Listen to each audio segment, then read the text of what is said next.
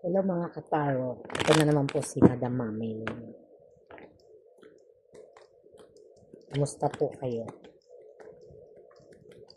Ano ang sorpresa ng person mo sa 2026?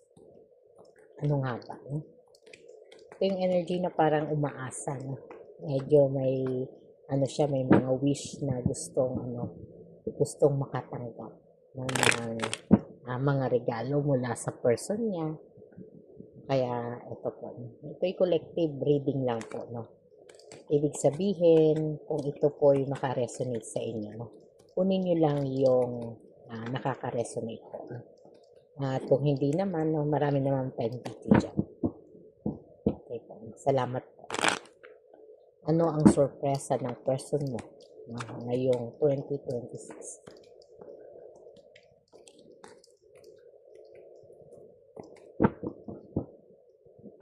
Sorry na pa tagal ata yung aking balasa. Ito yung mga energy po no, na nagkaroon kayo ng tampuhan. No? At parang pinaasa ka. No? Pinaasa. No? Kaya talagang dumating sa hantungan na nasaktan ka. No? Kaya dito po no, ito yung energy na marami siyang tinago. Maraming tinago, maraming nilihim na hindi mo alam na nagkaroon na pala no, ng third party sa relasyon at connection ninyo. Kaya talagang dumating sa panahon no, na talagang nagkaroon po no, ng tampo. Nagkaroon ka mismo ng tampo no, dito sa connection na to na talagang isinuko mo. No, isinuko mo, binitawan mo. No? Pero syempre, nilaban pa rin po ng person mo. Kasi alam niya po no, na mas mahalaga ka, mas importante ka po no, sa connection na to. No? Talagang dito po, no, bago mo siya pinapasok o pinabalik no, sa buhay mo, hinayaan mo siyang mahirapan. No? At kumbinsihin ka talaga na kumbinsihin ka no, na mapapayag ka na muli siyang bigyan ng second chance. No? At ito yung energy na talagang kahit wala ka masyadong tiwala. No? At pinag-uusapan kayo no, ng mga kaibigan nyo o mga relatives ninyo na talagang nakakilala sa inyo. No, na ito ay parang ano man ang mangyayari. No? Parang pag-iisipan mong mabuti. No? Sabi nga, base nga po dito sa energy na nakukuha natin, bigla mong naalala no, yung mga nangyari mula sa past. No? Naalala mo minsan, no? Sabi nga, naalala mo yung minsan niyang ginawa para sa'yo. No? Na dumating sa panahon na nagkaroon ka ng panlalamig. No? Sabi nga po, nagkaroon ka ng panlalamig no, na dito po no, ay tinanggal mo siya kasi yung sa third party nga no, na nasaktan ka dahil kayo nga no, habang kayo meron na palang nangyayari o nagkakaroon ka na ng karibal no, sa buhay niya at sa puso niya.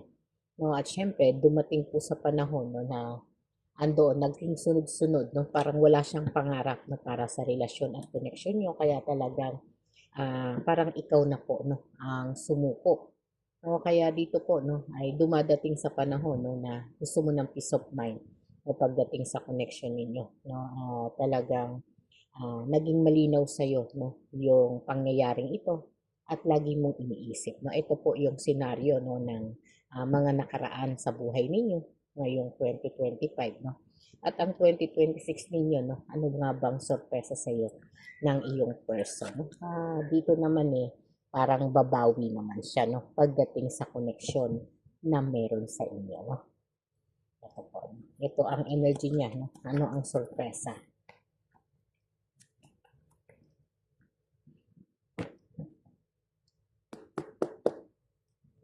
Yung sorpresa po no, na hindi mo inaasahan na parang nagising siya sa katotohanan na dito po no, sinasabi niya sa sarili niya, umaasa siya na sana lagi siyang nagdadasal no, sana mapatawad ako no, ng taong minamahal ko no, at kailangan niya no, kailangan ka talaga niya sa buhay niya no? At talagang dito po no, sinasabi niya na gagawin niya po ang lahat no, para sa inyo, para sa connection na meron kayo no? Kung nakagawa siya no, ng mga pagkakamali, no, bigyan mo siya ng second chance. No, sabi niya po, no, na dito, ibibigay niya sa iyo no, yung napakagandang regalo na inaasahan mo no, ngayong 2026. Ha? Na talagang dito po, no, parang hihingi niya na yung kamay mo, no? At ito na yung pamamaraan niya para makabawi sa'yo.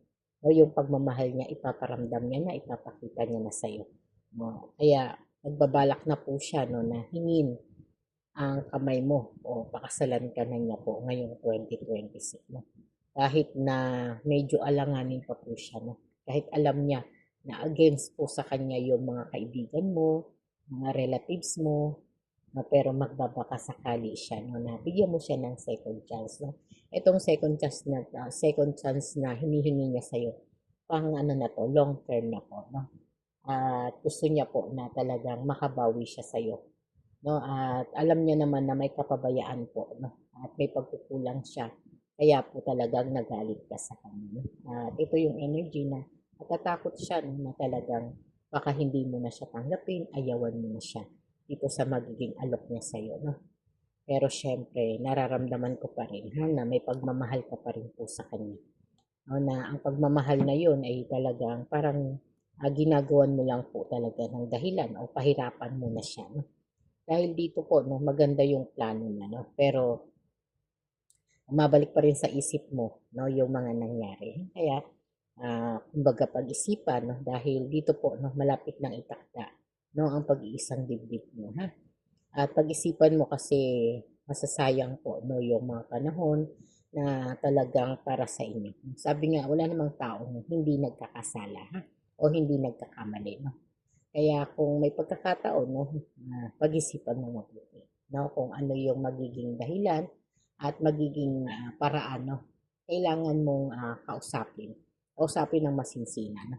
Para ma-settle na po no, yung plano niya para sa inyo. Kasi nakikita ko na meron siyang bagay na iabot siguro ito po singsing o pwedeng titulo ng lupa no, para makabawi. No?